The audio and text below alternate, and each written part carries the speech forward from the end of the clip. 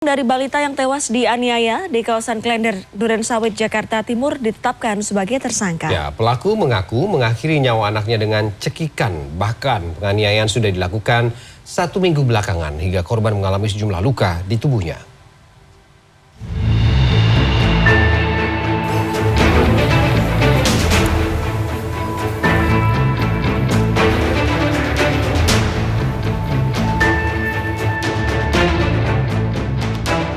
Kamis sore, Unit Perlindungan Perempuan dan Anak Polres Metro Jakarta Timur telah menetapkan Nurwati sebagai tersangka atas dugaan kasus penganiayaan yang menewaskan anaknya sendiri, Alifa, usia 2 tahun di rumah kontrakannya di tanah 80 Klender, Durensawit, Jakarta Timur.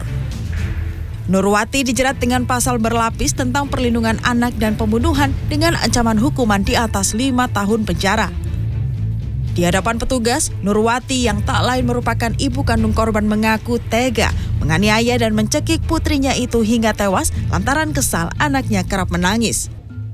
Mirisnya lagi, ia pun mengakui sebelumnya sudah berulang kali menganiaya anak semata wayangnya itu.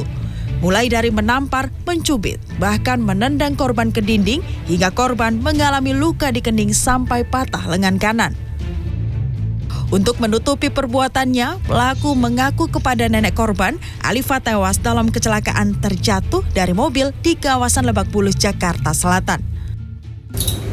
Itu saya tabok pipinya, saya cubit. Diem gak lu? Aku gituin kan. Terus dia gak diem-diem. Terus saya tidur. Nah pas saya bangun, tuh anak masih nangis. Akhirnya saya cekik sekali, itu posisi pas azan maghrib. Ini anak dari suami?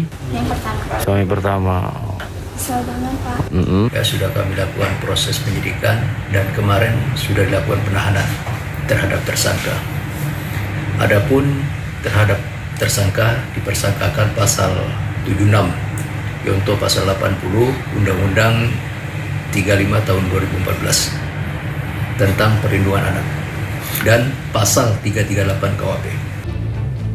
Kasus penganiayaan Batita hingga tewas pada Selasa 24 Januari ini terungkap setelah nenek korban melapor ke polisi lantaran curiga dengan sejumlah luka pada tubuh korban.